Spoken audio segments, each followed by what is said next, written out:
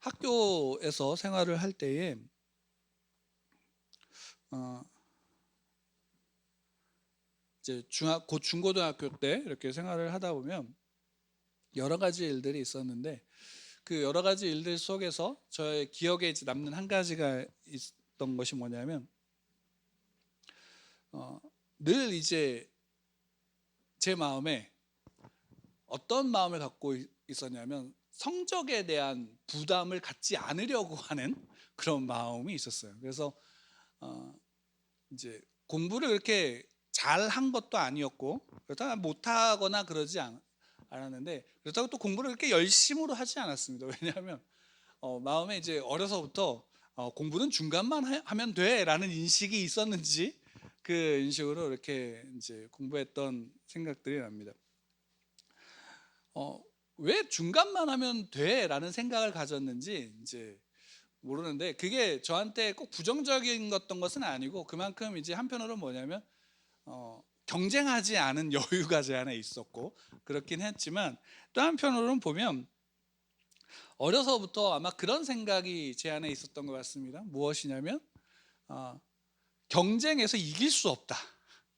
한편은 자포자기의 심정도 있었던 것 같습니다. 왜냐하면 경쟁에서 내가 1등을 할 수 없다라는 생각을 가지니까, 어, 이게 그 마음이 어떠냐면, 1등을 하고 싶은데 못하면 슬프고 화가 나잖아요. 그러니까 그렇기보다는 차라리 야, 중간이나 하자라는 마음이 있었던 것 같습니다. 그러니까 어떻게 보든 그게 좋은 것은 아니라고 생각을 할 수 있는데, 근데 나중에는 대학을 다니고 또 대학원을 다닐 때는 그게 좀 저의 삶을 좀 그러니까 너무 조급하지 않게 살아갈 수 있게 하는 하나의 이제 저의 기질이 되어졌는데, 근데 어쨌든 뭐냐면, 그래도 나름대로 사람들 앞에서 인정받고 싶은 욕구가 있을까요, 없을까요? 있었죠. 당연히 있었죠. 인정받고 싶은 욕구가 있었죠. 그래서 여러 가지 잡다한 것을 많이 했던 것 같아요. 물론 그래서 잡기에 능한 것은 아닌데, 어려서부터 이제 친구들하고 놀 때, 이제 친구들하고도 이렇게 놀 때도 항상 보면은 항상 뭐든지 다 중간치였던 것 같아요. 운동을 하던 공부를 하던 뭘 하던 좀 그런 면이 있어요. 그런데 한편으로는 그 내면에 지금에서 생각해 보면 인정받고 싶은 욕구가 있으니까 남보다 더 잘하고 싶은 욕구가 당연히 있는데, 이게 그러다 보면 그 안에서 오히려 실수할 때가 많던 모습들도 저희 보면 기억이 납니다. 왜 이제 이런 말씀을 드리냐면, 그러니까 사람이 누구나 존재한다면 자기가 존재하는 것을 증명하고 싶은 마음이 있겠죠. 그리고 그것은 아마 더 강할 겁니다. 근데 그게 참 재밌는 게 뭐냐면, 시대가 지나면서 과학이 발달하고 문명이 발전하면서, 그러면 그런 자기 존재에 대한 증명, 자기를 증명하기 위한 부분들이 어떻게 본다면 더 단순해지고, 더 어떻게 본다면 편하게 그런 일들이 이루어지는 게 아니라, 우리가 요즘에 이렇게 되돌아보면 제가 중고등학교 때, 그러니까 소위 말해 중학교 고등학교 시절에 자기를 증명하고자, 인정받게 자기를 증명하고자 했던 방법보다 오늘날의 중고등학생들이 더 바쁘고 복잡하게 지내고 있는 모습들을 봅니다. 그러니까 실력적으로 보면 확실히 저희 중고등학생 때보다 훨씬 월등하게 더 나은데, 수준이. 그런데도 불구하고 그 아이들은 그걸로 인정을 받아요, 못 받아요? 못 받죠. 자기들, 그러니까 저 때보다 훨씬 더 월등한 실력을 가지고 있음에도 불구하고 인정받지 못하고 있는 거예요. 그래서 인정받기 위해서, 오늘날 시대에 인정받기 위해서 어떻게 하면 더 많은 스펙을 쌓으려고 애를 쓰죠. 그게 어디서부터 또 나타나냐면, 직장을 준비하는 사람들을 보면 알 수 있습니다. 직장을 준비하는 사람은 그 대학교 때 대부분 이제, 저희 때는 대학교 때 참 여유롭게 지냈는데, 한 4학년 정도 돼서 취업하는 그때만 좀 바쁘고 다들 긴장하고 그랬었는데, 근데 요즘에는 보면 1학년, 아니 뭐 1학년이 아니라 중학교 고등학교 가면서부터 이제 취업 준비를 하는 애들도 있더라고요. 근데 이제 대학에 가면 1학년 때부터 그 취업 준비를 하고 있는 거예요. 그러니까 아이들이 다 여유가 없는 거예요. 자기 취업하기 위한 스펙을 쌓기 위한 여러 가지 모습들로. 그 모든 것들이 자기를 증명하고 또 인정받기 위한 거예요. 근데 실제로 그렇게 해서 인정받는 사람들이 얼마나 될까요? 인정받는 사람들이 많지 않죠. 그러니까 소위 말하면 좋은 직장에 들어가거나 아니면 어떤 전문적인 자격증을 취득하거나 아니면 자기가 목표로 했던 어떤 것들을 이루는 사람들은 얼마 되지 않아요. 나머지는 다 그럼 어떻게 되냐면 평범하게 살아가요. 근데 평범하게 살아가는데 그 평범하게 살아가는 것을 마치 어떤 느낌으로 살아가냐면 실패한 것처럼 살아가요. 평범하게. 물론 요즘에 그 젊은이들은 실제로 생활하기가 정말 힘든 것 같아요. 여러 가지로.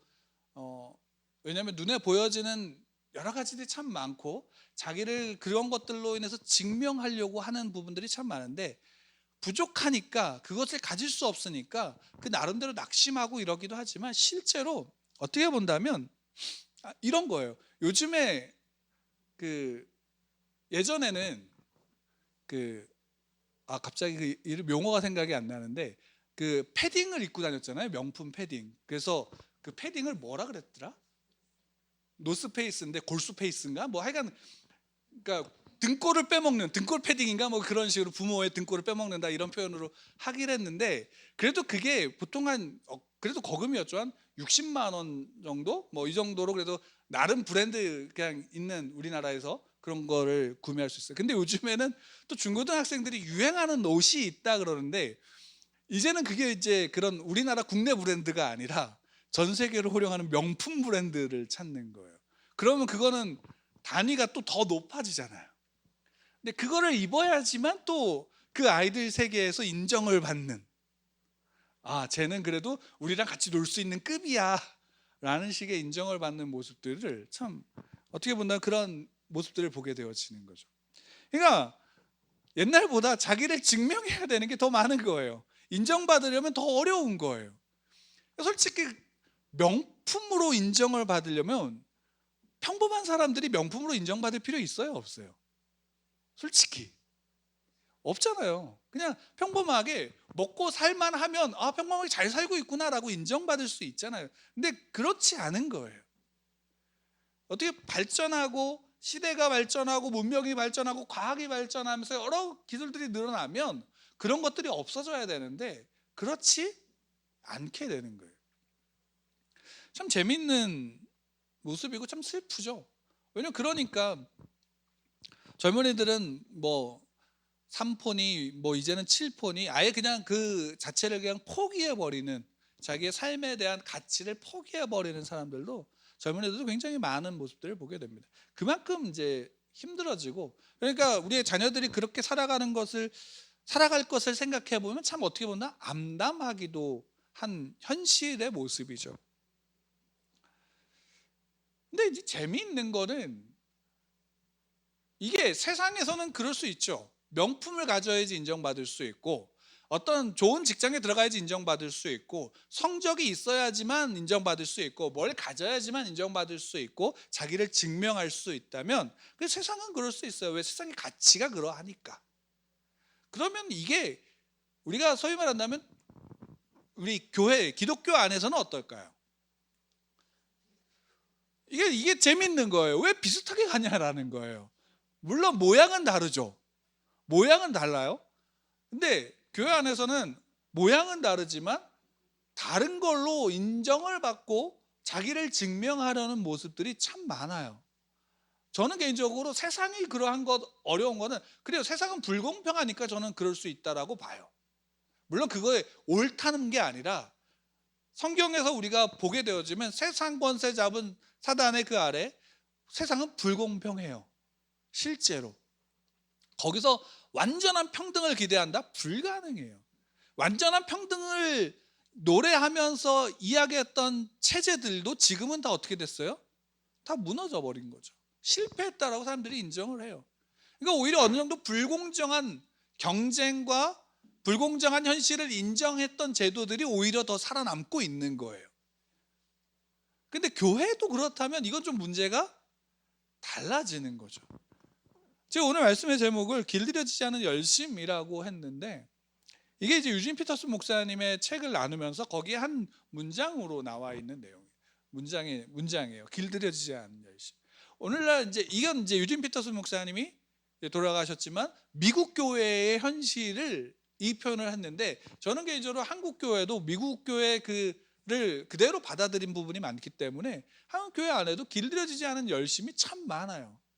그러니까 교회 안에서는 세속적인 어떤 것으로 인정받는 게, 그러니까 좋은 옷으로 인정받거나 좋은 어떤 지위로 인정받는 것도 없지 않아 있긴 있지만, 그래도 그것보다 더 보편적인 교회에서 인정받는 건 뭐냐면 열심이죠. 열심. 자기의 열심으로 말미암은 인정과 자기 열심으로 말미암은 자기 증명을 그 안에서 하려고 하는 거예요. 이게 어떻게 되어지냐면 좋다라고 말할 수가 없는 거예요. 왜냐하면 여러분, 신앙 안에서 우리가 나의 신앙을 증명하려고 할 필요가 없어요. 우리가 신앙을 내가 열심으로 말하면 어떤 것으로 나를 증명할 필요가 없다는 것이 성경에서 우리에게 말씀해 주는 거예요. 성경이 우리에게 말하는 바는, 신앙의 본질은 뭐냐면 내가 하나님께 무엇을 하고 하나님을 위해서 내가 어떻게 살아가느냐가 신앙의 본질이 아니라, 신앙의 본질은 하나님이 내게 하신 것을 인정하는 거예요. 하나님이 내게 하신 것을 인정하고, 내게 하신 것을 인정하니까 그 누구를 믿냐면 하나님을 믿는 거예요. 눈에 보여지는 세상의 가치가 내게 없더라도 내가 하나님으로 말미암아 하나님을 믿으니까, 하나님이 선하시니까, 하나님이 주관하시니까 그 하나님을 믿는 믿음으로 말미암아 신앙 생활을 할 수 있게 되어지는 거죠. 신앙 생활은 결국 그래서 뭐예요? 하나님과의 관계예요. 믿음으로 말미암은 하나님과의 관계예요. 근데 우리는 이것을 잃어버리고 뭘로 따지냐면 내가 얼마나 열심히 있었느냐로 말미암은 거예요. 열심이 나쁜 건가요? 나쁘지 않죠. 열심이 우리에게 필요해요. 그러니까 이런 거예요. 여러분, 세상에서도, 일반적인 세상 속에서도 열심히 있는 사람이 성공을 할까요? 그냥 저처럼 그래 중간만 가면 돼 라는 사람이 성공을 할까요? 그래도 나름대로 열심히, 똑같은 수준이라면 열심히 있는 사람이 더 성공을 하게 되죠. 근데 교회 안에서도 마찬가지예요. 그런 열심을 부정할 필요가 없어요. 다만 그것이 나를 증명하기 위한 열심이라면 그것은 잘못된 것이다라는 거예요.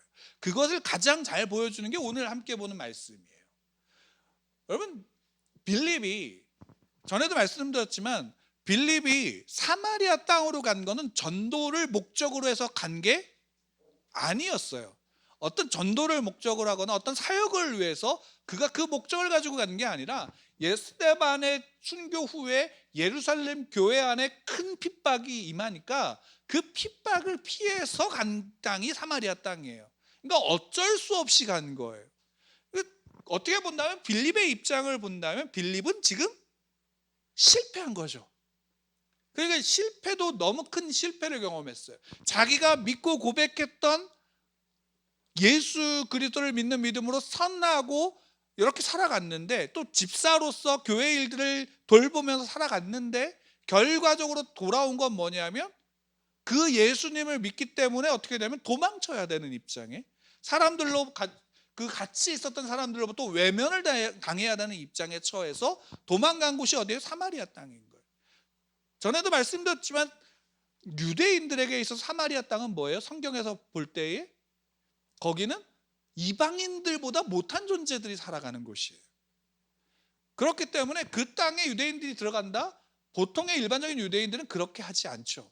그러니까 그 핍박을 피해서 어쩔 수 없이 간 자리가 사마리아 땅에, 사마리아 사람들이 살고 있는 그 땅이라면 당연히 빌립에게 있어서는 그 자리는 좌절의 자리고 실망의 자리고 소망이 없는 자리인 거죠. 근데 거기에서 그 자리에서 빌립이 할 수 있었던 건 뭐냐면 믿음을 부인하지 않는 거예요. 그리고 믿음을 예수님을 부인하지 않고 그 자리에서 예수님, 그러니까 사마리아 사람들도 하나님을 믿어요. 여러분, 그 사실을 아셔야 돼요. 하나님을 부인하는 게 아니라 그들도 하나님을 믿고 나름대로 제사를 드리고 여전히 있어요. 근데 그들 속에서 우리도 하나님을 믿는데 저 사람은 유대인이지만 유대인이 믿는 예수라는 사람, 우리 땅에도 들어왔던 그 사람, 그래서 유명했던 그 사람을 고백하는데 그 모습이 뭐 어떤 거예요? 그 믿음의 모습이 자기들과 또 다른 유대인들과 다른 거예요. 그러니까 그 안에서 그들이 그 안에서 빌립에게 나오고, 빌립은 그들에게 누구를 전한 거냐면 예수 그리스도를 전한 거예요. 그리고 그 예수 그리스도를 전할 때 여러 가지 기사와 이적이 나타나서 오히려 많은 사람들이, 사마리아 땅에 있던 수많은 사람들이 빌립을 통해서 예수님을 영접하고 침례를 받게 되어지는 역사가 일어난 거죠. 근데 재미있는 거는 그 다음에 등장하는 인물이 재밌는 사람이에요. 시몬이라는 사람이 등장하는 거예요. 이 사람은 마술사라고 얘기해요. 마술사 시몬으로 통하는데, 이 사람은 마술을 행하면서 그 땅에서 빌립이 들어온 그곳에서 스스로가 큰 자라고 말하는 사람이고, 또 이가 마술로, 이제 우리나라에 표현한다면 손기술로 특별한 능력을 행하는데, 이 사람들이 그걸 보고 이야, 저건 하나님의 큰 능력이야 라고 믿고 어떻게 해요? 많은 사람이 또 따랐던 사람이에요. 근데 거기 앞에 갑자기 빌립이라는 사람이 나타나는 거예요. 그리고 수많은 사람들이 빌립을 통해서 예수님을 알고 예수님을 영접해서 침례를 받는 거예요. 그러니까 이 사람이 저거 뭐지? 라고 빌립을 따라다니면서 결국 이 시몬이라는 사람도 어떻게 해요? 침례를 받죠. 근데 재밌는 건 뭐냐면 이 시몬이 그다음부터 빌립을 굉장히 많이 따라다니는 거예요.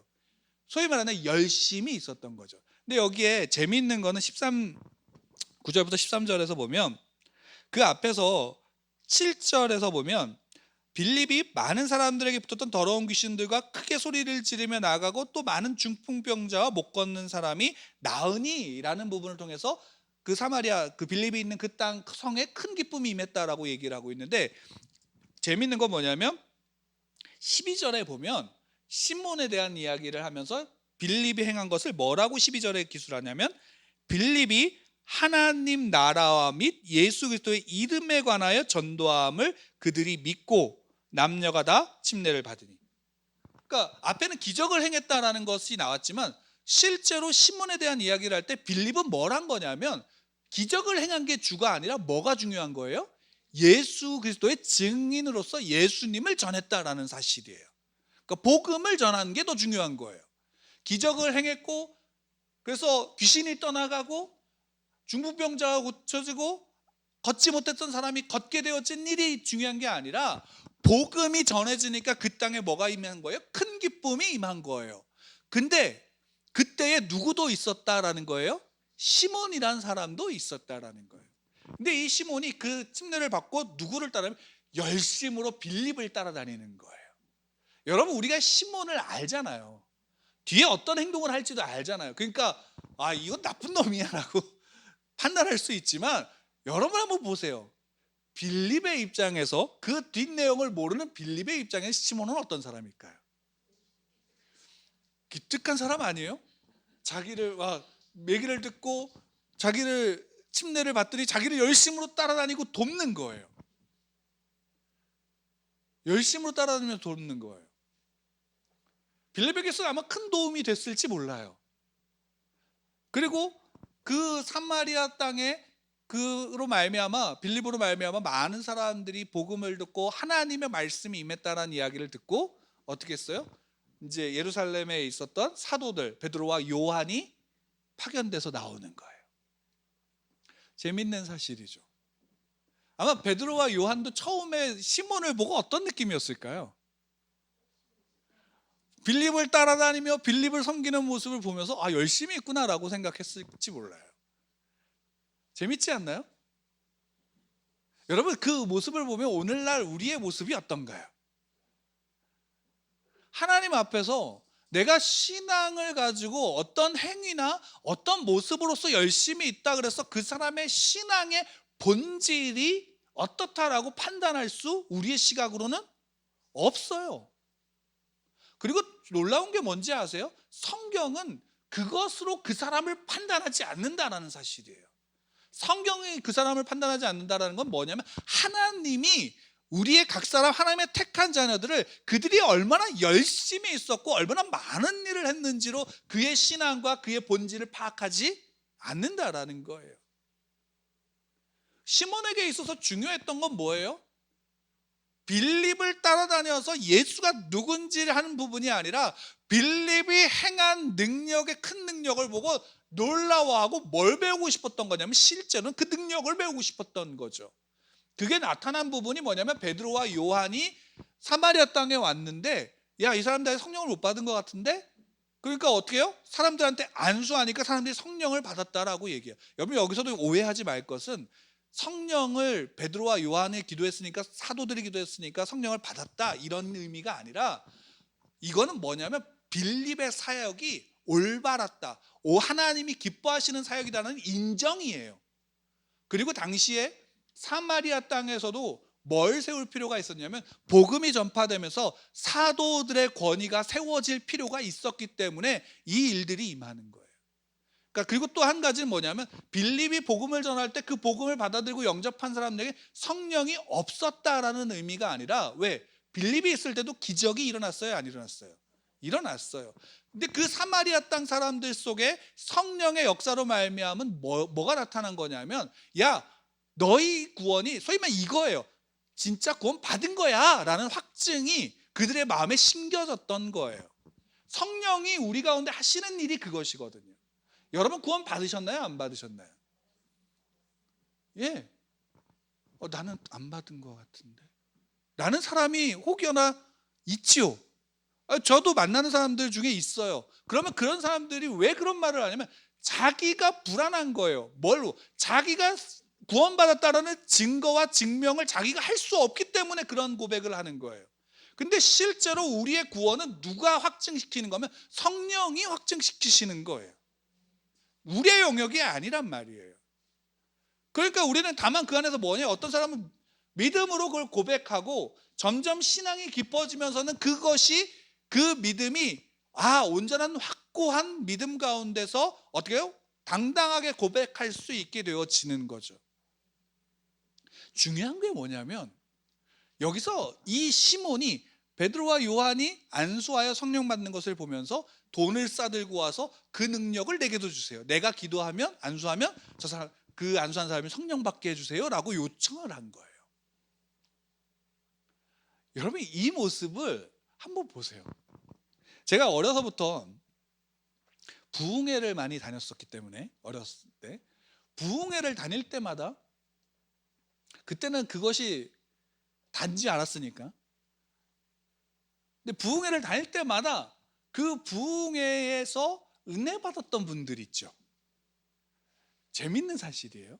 그 은혜 받았던 분들이 야, 이 부흥회에서 은혜 받았어. 그래서 그 삶을 하나님께 열심으로 그 신앙을 가지고 있는 것 같은데 어떤 일이 벌어졌는지 아세요? 야, 저기 부흥회 갔더니 또 어떤 은혜가 임했어. 어떤 기적이 나타났어 하면 거길로 또 우르르 가는 거예요. 그러니까 이거예요. 부흥회만 쫓아다니는 거예요. 아니면 기도원만 쫓아다니는 거예요. 어떤 기도원이요? 야, 능력, 누가 병 고쳤다. 야, 어떤 능력이 있다라고 하는 데만 쫓아다니는 거예요. 그러니까 김계호 원장 같은 사람이 나타나는 거예요. 그러면 그것이 신앙의 열심, 그 열심이잖아요. 열심이잖아요. 근데 그거를 뭐라고 얘기하는 거냐면 오늘 말씀의 제목처럼 길들여지지 않은 열심이라는 거예요. 우리의 열심은 어디에 길들여져야 되냐면 하나님의 말씀 앞에 길들여져야 되는 거예요. 야, 저기 임했다, 저기 했다, 그것을 따라가지 말라고 예수님이 말씀하셨잖아요. 진짜 중요한 건 뭐예요? 내 신앙의 본질이 어디에 있고 내 열심이 무엇에서 반응하냐라는 거예요. 그리고 우리의 열심, 신앙인들의 열심은 내가 이것을 했어라는 것으로 말미암아 내 증명을 내기 위해서 내는 게 아니에요. 우리의 열심은 자연스러운 거예요. 어떤 거예요? 내가 사랑을 받았는데 그 사랑에 대한 표현이, 그 뜨거움이 자연스럽게 발현되어지는 것. 근데 내가 원하는 모습이 아니라 하나님의 원하는 모습으로 나타나는 거예요. 섬기는 게 뭐예요? 내가 원하는 것으로 갖다 주는 게 섬김이 아니잖아요. 섬김이라는 것은 상대방이 삶 가운데서 그들을 높여주는 거잖아요. 그때에 어떤 모습이 나타나요?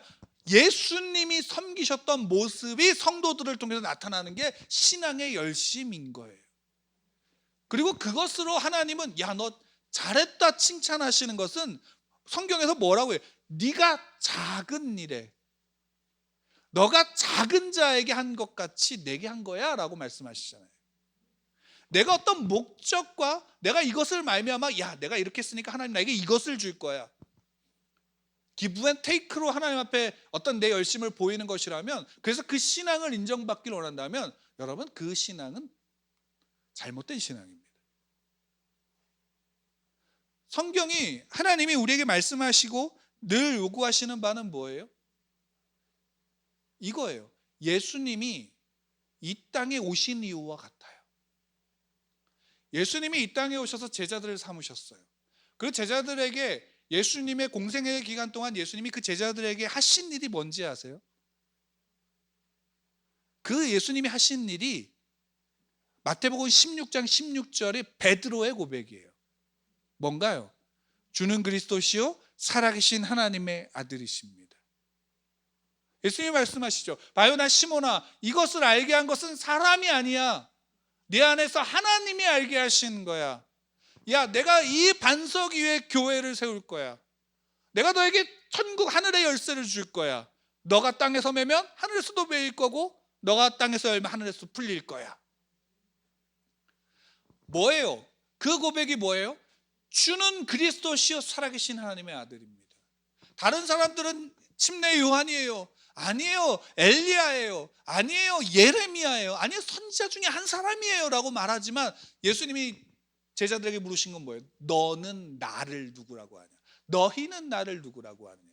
하나님이 우리에게, 예수 그리스도가 우리에게 묻는 질문이 이거예요. 너는 나를 누구라고 생각하니? 누구로 알고 있니? 라는 거예요. 예수님이 제자들을 부르셨을 때 제자들에게 요청하신 것, 제자들이 알기를 원했던 것은 바로 그 사실이에요. 그 사실 다음에 예수님이 어떤 일에 대해서 말씀하시면 당신이 죽으실 것에 대해서 말씀하세요. 메시아로서, 구원자로서 그분이, 예수님이 메시아야, 그리스도야, 구원자인 걸 알리시고, 그 다음에 나타나신 건 뭐냐면 죽을 것. 왜? 그러니까 어떤 메시아예요? 죽는 메시아예요. 죽기 위해서 오신 메시아예요. 근데 여기에서 나타난 베드로의 반응이 재미있어요. 뭐예요? 결코 그럴 수 없습니다. 결코 그런 일이 일어날 수 없습니다. 그때 예수님이 베드로에게 뭐라고 말씀하세요? 사탄이라고 얘기하죠. 갑자기 최고의 극찬을 들었다가 갑자기 사탄이라고 요청. 왜일까요? 이 베드로의 모습이 무엇과 같은 거냐면, 예수님이 40일 동안 광야에서 금식한 다음에 사단의 시험을 받으신 3번의 시험을 받잖아요. 사탄이 예수님 앞에 와서 시험했던 내용이 뭐예요? 너가 하나님의 아들이라면 돌로 떡덩이를 만들어. 너가 하나님의 아들이라면 여기 높은 성에서 뛰어내리면 천사들이 그 바칠 거야. 야, 천하만국을 보여주면서 나한테 절해. 그럼 이거 나 줄게. 사탄이 그 예수님한테 요구한 게 뭐예요? 너 하나님의 아들이면 증명해봐. 이거 아니에요? 그 증명하는 거 뭐예요? 내가 요청한 거 해봐. 이거잖아요. 내가 요청한 거 해봐. 근데 예수님께서 그 사탄의 요청에 뭐라고 말씀하세요? 말씀으로 거부하셨잖아요. 되게 재밌는 거예요. 말씀으로 거부하심으로 예수님은 뭘 증명하신 거면, 내가 그리스도야, 하나님의 아들이야 라는 사실을 증명하신 거예요. 할 수 있는데 안 하시고 하나님의 말씀 앞에 그것을 거부하심으로 증명한 거예요. 왜? 그 일을 그대로 행하면 누구의 종이 되는 거예요? 사탄의 종이 되는 거예요. 사탄의 종이 되는 거예요. 베드로가 예수님한테 했던 얘기가 바로 그거예요. 예수님, 그럴 수 없어요. 내가 예수님이 그런 분이 아니라는 걸 증명할 거예요. 예수님이 이런 분이잖아요. 이런 메시아잖아요. 라는 것을 요청한 거예요. 예수님이 말씀하신 건 뭐예요? 야, 그거 아니야 라는 거죠. 여러분, 내가 믿는 하나님은 어떤 하나님이에요? 내가 믿는 예수 그리스도는 어떤 분인가요? 그래서 나는 어떻게 고백하고 있나요? 우리가 다 알고 있지만 이 고백밖에 없어요. 주는 그리스도시요 살아계신 하나님의 아들이십니다. 근데 그 그리스도는 어떤 분이에요? 죽으셔야 하는 분이라는 거예요. 우리 성도들 또한 내가 예수 그리스도를 알고 저를 영접하여 하나님의 자녀가 되었다면 여러분들이 이 땅에서 어떤 존재냐? 하나님의 구원을 전하는 존재요, 하나님의 나라의 증거요, 하나님의 통치의 다스림의 상징이 여러분들인 거예요. 왜? 여러분들을 통해서 이 땅에 하나님의 통치가 이루어지고 있기 때문이에요. 그러면 우리가 거기에서 내가 이런 믿음을 증명할 필요가 없어요. 우리의 할 바는 뭐예요? 믿음을 부인하지 않고 믿음을 지키며 나가는 거예요. 거기 앞에 내가 할 수 있는 것, 내가 강하고 내가 이런 것을 할 수 있고 내가 이런 능력이 있어요라는 것 다 부질없는 거예요. 왜? 하나님이, 예수님이 우리를 택하실 때, 이스라엘 백성들 택하실 때도 하나님 분명히 말씀하시는 게 내가 너희를 택한 이유가 뭔지 아니? 너희들은 숫자가 적어라는 거예요. 고대 근동에서 숫자가 적다라는 것은 약하다라는 의미예요. 보잘것없다라는 의미예요. 실제로 이스라엘 민족이 애굽 땅의 노예였잖아요. 집도 절도 없이 떠돌아다니는 이들이었잖아요. 근데 그들에게 하나님이 땅을 주시고 집을 주시고 나라를 세울 수 있게 하신 거예요. 왜요? 하나님이 그렇게 하시고 한 거예요. 하나님이 그들을 택하신 것뿐이에요. 그들이 어떤 열심으로 뭘 했다고 하나님이 그들에게 요청하신 거 하나도 없어요. 하나님이 그들에게 요청하신 건 단 하나예요. 기억해라. 나를 믿어라. 나와 함께 하자. 내가 너에게 준 말씀을 지켜라 라는 거잖아요. 말씀을 지킨다라는 거, 그 말씀에 순종한다는 건 뭐예요? 내가 그것을 통해서 구원받았다가 아니라 구원받은 자이기에 하나님과의 관계 속에서 그것이 증거되는 거예요. 지금도 똑같은 거예요. 제자들을 택하실 때 예수님이 제자들이 실력 있고 능력 있는 자를 택하지 않으셨잖아요. 그러니까 그렇다 실력이 없다 그래서 어부를 택했다 그래서 굉장히 천한 것으로 여기지 마세요. 그냥 보편적인 사람들 중에 택한 거예요. 근데 더 놀라운 건 거기 뭐냐면 세리를 택하셨다라는 거예요. 세리를. 그러니까 달리 얘기하면 그들의 지위와 그들의 상태와 환경이나 이런 것들을 보지 않고 하나님이 그들을 부르신 거예요. 부르신 거예요. 그리고 그들에게 하나님이, 예수님이 알게 하신 건 뭐예요? 주는 그리스도시요 살아계신 하나님의 아들이십니다. 근데 그 예수 그리스도가 결국 죽기 위해서 오신 분이에요. 왜? 죽으심으로 말미암아 나의 죄를 씻으시니까. 죽으셨다가 부활하심으로 사망을 이김의 최초의 상징이 되시고, 그를 믿는 자는 죽음에서 이긴 자로 하나님의 자녀로 세워지니까. 그래서 약할 때 강함이 되시는, 강한 자를 택하신 게 아니라, 지혜 있는 자를 택하신 게 아니라 약한 자를 택하셔서 강함을 나타내셨고, 지혜 없는 자를 택하셔서 지혜 있는 자를 부끄럽게 하신 분이라는 거예요. 내가 나를 증명할 수 없어요. 내 신앙을 여러분, 내가 증명하려고 한다는, 죄송합니다, 쓸데없는 열심을 가질 필요가 없어요. 우리의 열심은 뭐에 반응해야 되는지 아세요? 내가 뭘 하기 위한 열심이 아니라 하나님을 향한 열심으로 나가는 거예요. 하나님을 향한 열심이라는 게 다른 거 아니에요. 하나님을 알고자 하고 하나님을 갈망하고 예수님께서 가신 그 길을 가고자 몸부림치는 거예요. 그러다 보면 우리 가운데 뭘 할 수밖에 없냐면 성경을 볼 수밖에. 유진 피터슨 목사님이 돌아가시기 얼마 전에 한국 목사님들, 이동원 목사님과 몇몇 목사님들 만나보면서 하셨던 말씀이 있어요. 그분의 삶을 보면 자주 반복하셨던 거예요. 앞에 서론에서도 말씀드렸다시피 요즘의 시대는 바쁘고 복잡하죠. 왜? 그렇게 해야만 소위 성공을 하고 자기를 증명하고 인정받을 수 있으니까. 근데 거기서 유진 피터슨 목사님이 말씀하신 게 뭐냐면, 그리스도인들이라면 오히려 이런 시대에 단순해져야 된다. 여유로워져야 된다는 거예요. 단순해야 된다는 거예요. 우리의 신앙이 복잡할 필요가 없어요. 그래서 그분은 더 나가세요. 책을 많이 읽지 마세요. 오히려 어떻게 본다면 성경 하나만이라도 제대로 그 가운데서 보고, 우리의 삶에 내가 성공을 위한 뭔가를 이루는 게 아니라 그리스도인답게 살기 위한 그 한 가지만으로 단순하게 시킨다면 우리의 삶은 소위 말하면 내가 다른 사람들 앞에 인정받을 필요도 없고, 하나님이 나를 인정하셨고 하나님이 나를 택하셨다면 그것으로 만족할 수 있는 그 은혜가 우리의 존재 가치인 거죠. 달리 얘기하면 이거예요. 하나님은 여러분들의 존재를 이미 인정하셨습니다. 여러분이 거기서 내 존재를 인정할 필요가 없어요. 무엇으로도 마찬가지. 그냥 이렇게 표현할 수밖에 없을 것 같아요. 성도답게 사십시오. 뭐 어떤 열심으로 뭔가를 해서 어떤 기적으로 그 시몬처럼, 마술사 시몬처럼 기적으로도 자기를 증명하려고 하지 마세요. 하나님이 자연스럽게 여러분들 안에서 역사하십니다. 필요하시면 여러분들 안에 기적을 행하실 겁니다. 여러분들의 기도와 여러분의 간구 속에서. 그리고 함께하는 가운데서 그 일을 이루실 겁니다. 하나님의 교회 안에서, 하나님의 성도들을 통해서.